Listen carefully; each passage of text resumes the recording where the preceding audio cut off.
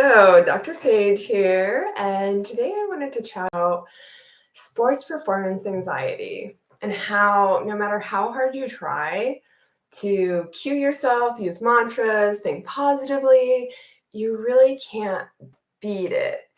And it's not because you're mentally weak and you don't have any resilience or any of that kind of shit.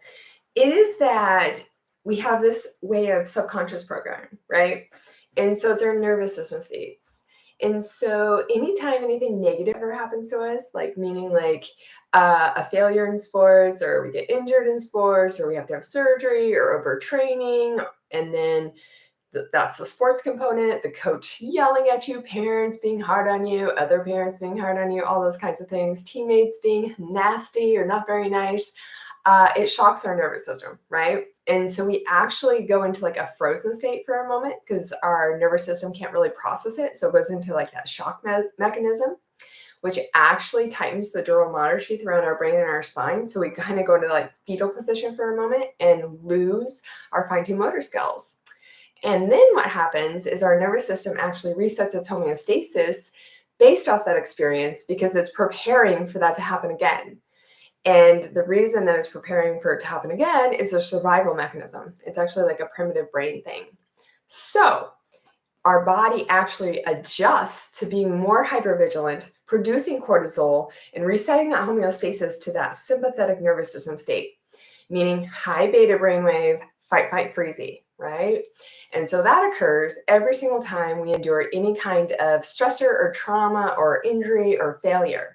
And it also does that when any life adversities or traumas or things that didn't serve us, high levels of stress, like teachers yelling at us, being bullied, breakups, all of those things, as well as just anything like moving. Actually, moving is a trauma on our nervous system because we have to readjust and we have to make new friends and do all those kinds of things.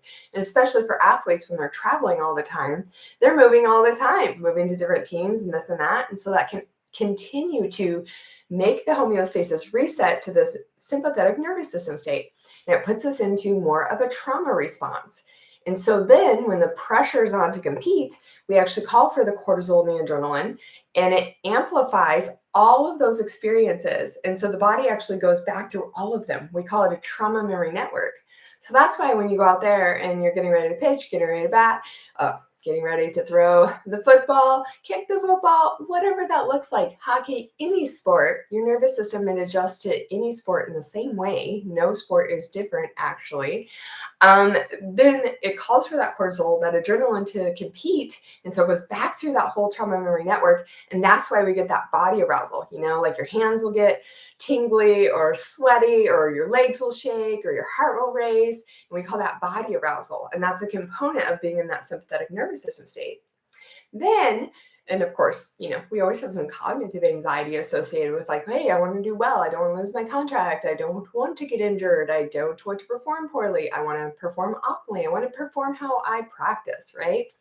And so all of that together increases that cortisol, puts us more in those trauma responses, as well as a trauma response called fawning is something that we kind of have to do with our coaches because we're always trying to kind of see like the feedback from them, right? Like, are we doing good? Are we doing bad? Are they going to explode on us? Are they going to yell at us? Are they going to criticize us? All that kind of stuff. So as athletes, you naturally go into a trauma response in general to kind of fill out the coach to make sure you're appeasing and pleasing them. And then also another trauma response outside of the life adversities and then mental, physical stressors and so on that cause us to ramp up to be more in sympathetic trauma responses.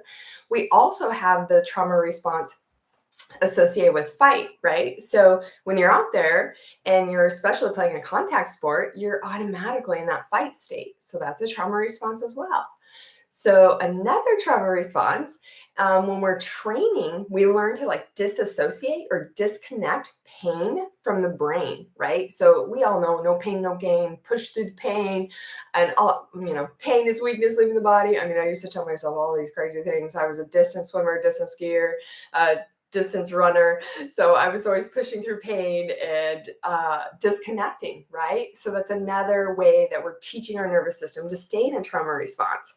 And yes, it's helpful intermittently, but at a certain point in time, we say our trauma reservoir is full And we're like all trauma response when that pressure is on to compete. And that's why a lot of times athletes are like, well, I practice amazing. I don't know why I get so anxious when I perform, or I don't know why I can't be as fast, that reaction time and really in that flow state and not really having to think about things or in that no mind zone, right? So it's having to force things.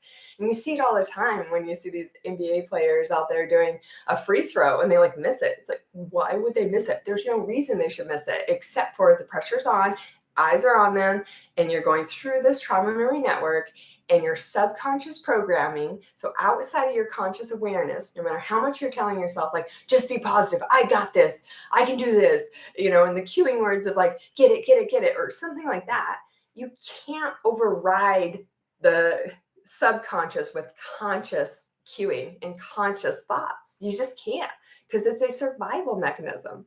So you're in a trauma response out there.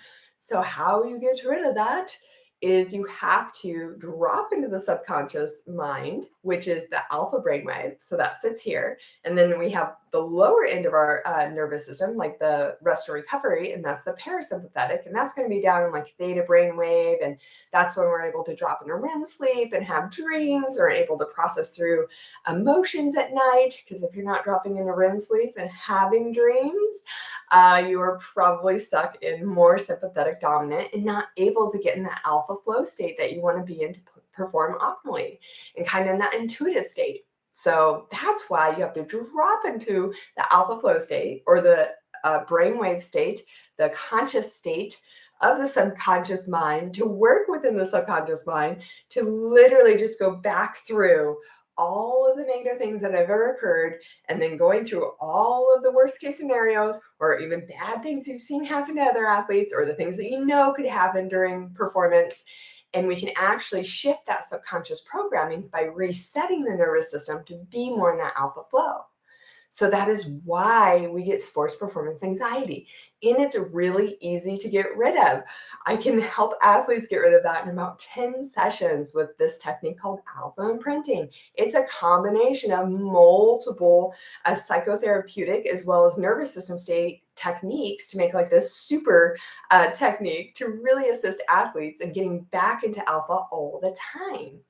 And it makes you feel better too, because like when you're kind of stuck in trauma responses all the time, that's where you're kind of debating like, hey, should I quit? I don't know if I like this anymore. I used to love the sport, but I'm not feeling it anymore. Or just being like grumpy, or having bad interpersonal relationships, fighting with your boyfriend, girlfriend, all that kind of stuff, fighting with parents, coach, whatever that looks like. And then it's also, you're just not as happy, right? So we want to be happier. We want to be in alpha flow all the time. And plus that's our focus too.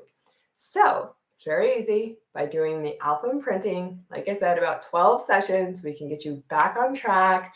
It prevents things like bulking, blocks, yips, all of that, because you certainly don't want to continue to get completely stuck on, right? So like when you're not even able to throw the ball, or you aren't even able to throw a trick that you've been doing for 10 years, your body just stops. That's a complete disconnect, or dorsal vagal collapse is what we call it as. You're completely frozen. So you certainly don't want to get to that state, but we can prevent it from happening. So alpha imprinting, if you're ready to beat the sports performance anxiety, just don't even have it a part of your life anymore, go ahead and comment alpha below and I can help you out.